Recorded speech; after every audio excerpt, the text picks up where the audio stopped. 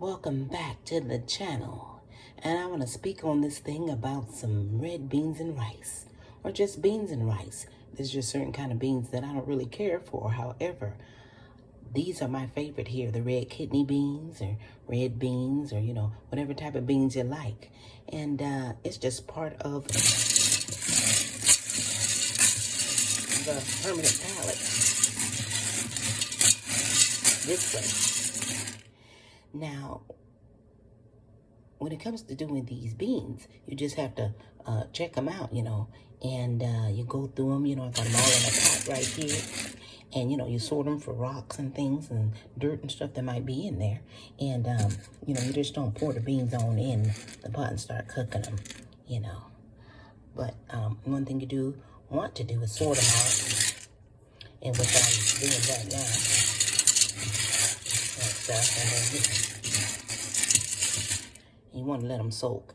And so, they're gassy and starchy. And so, I let mine soak for sometimes overnight to get as much of it out of it as I can.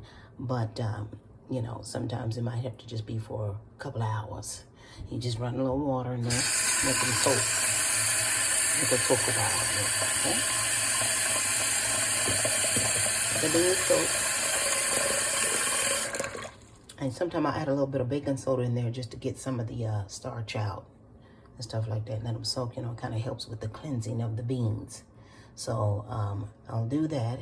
And then if you want, when the beans do get done, and that kind of thing, because, once the beans are soaked for whatever time you want to soak them and stuff like that, you're definitely going to drain them and everything. Going to put them in a strainer and, then rinse them off again as much as possible.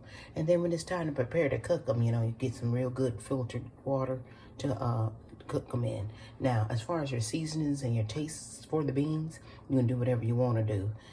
Some people add a little sea salt, some people get, different types of meat. And in this particular dish, I'm going to do some, ground beef and stuff like that. So when you season the beef and stuff, that's going to extra, add to the flavor of the beans. Now, one thing I am planning on doing is cutting up some sweet onions because, the onions give it that extra flavor too. I'm just kind of remembering a recipe on how my mom used to do it and my grandmother. And so, we're not too good for beans. These things can last at least maybe, I would say it's maybe a 2-day meal. Depends on how much you cook. So I'm going to let these beans soak a little bit. And then we'll see the finished product when it all gets done.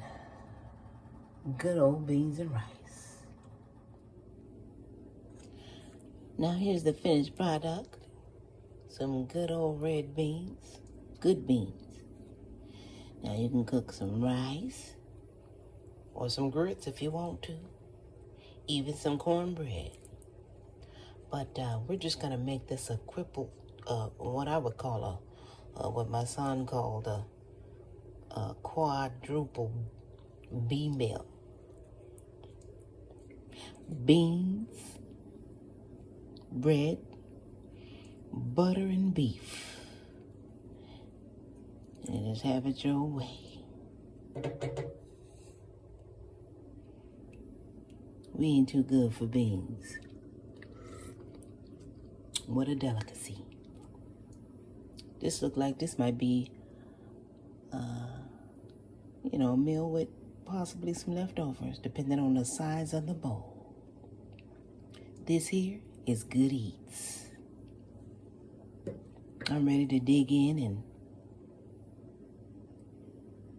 enjoy a good-sized bowl.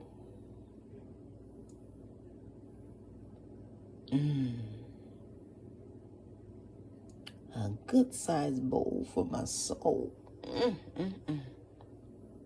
Stay tuned. A good-sized bowl for my soul. And I'm liking that.